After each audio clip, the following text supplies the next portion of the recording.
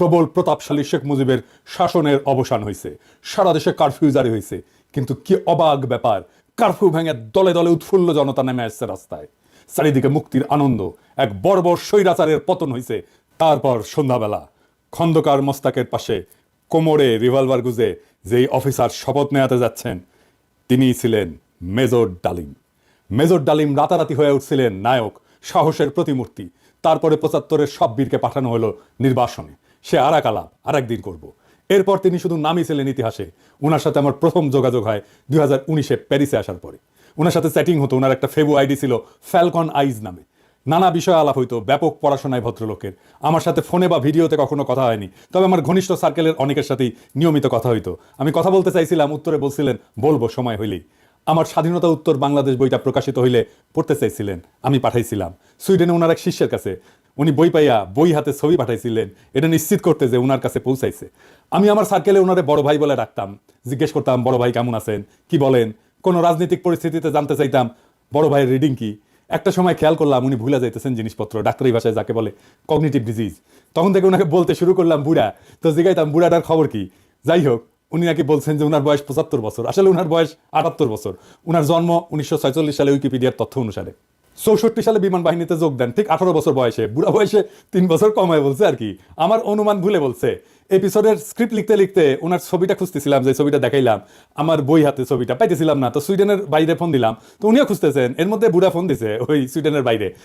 তো উনি যখন জানলেন যে আমি লাইনে আছি, উনি স্পিকারে দিলেন, আমি শুনতেছি। উনি বলতেছেন, আমাদের দুইজনকে স্পিকারে দিলেন। উনি জিজ্ঞেস করলেন পিনাকি কি দেখছে আমার লাইভ। আমি বললাম হ্যাঁ দেখছি বড় ভাই। তো সুইডেনের বড় ভাই ওনারা বলতেছেন, আপনি পিনাকির বই হাতে একটা ছবি তুলছিলেন না, আছে ওইটা।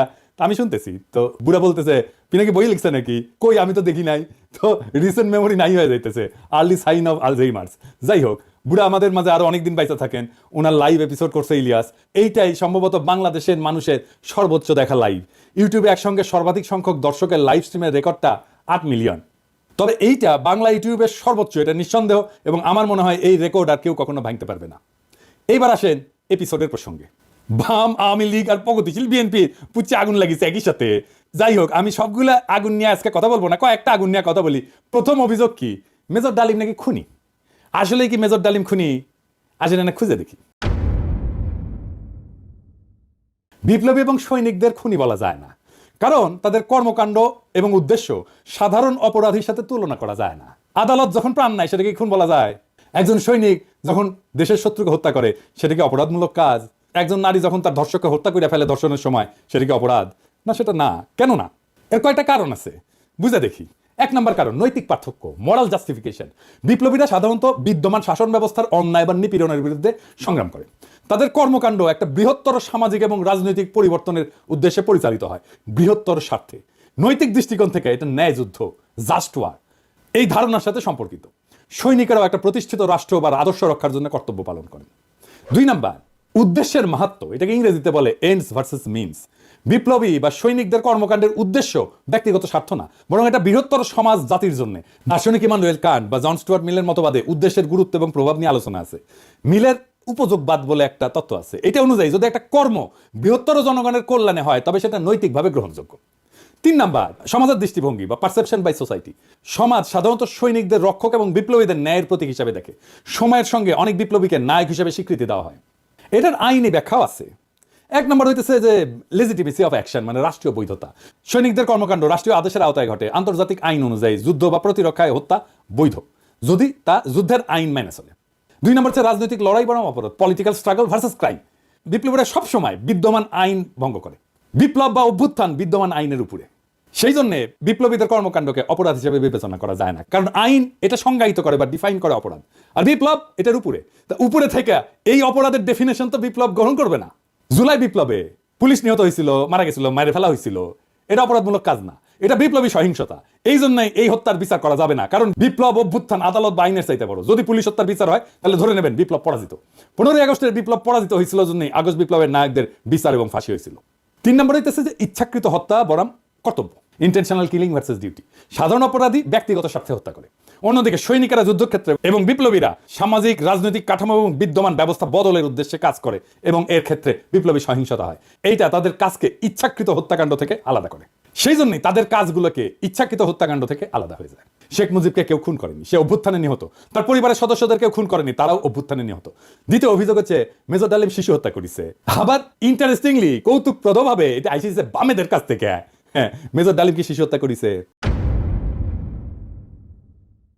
মেজর ডালিম 32 নাম্বার আক্রমণ করে নাই, তারে দায়িত্ব দিতে চাইছিল, সে নেয় নাই। কারণ মুজিব পরিবারের সাথে তার একটা ব্যক্তিগত পারিবারিক সম্পর্ক ছিল। সে গেছিল মুজিবের ভগ্নিপতি আব্দুর রব শেরনিয়াবাতের বাসায়। সেখানে তার 14 বছরের বয়সী মেয়ে বেবি, 12 বছরের বয়সী ছেলে আরিফ এবং 4 বছর বয়সের নাতি সুকান্ত আব্দুল্লাহ, যেটা আবুল হাসনাত আব্দুল্লাহর ছেলে, ও মারা যায়। আবুল হাসনাত আব্দুল্লাহ হারামজাদাটা পানির ট্যাঙ্কে লুকেছিল, বেঁচে যায়।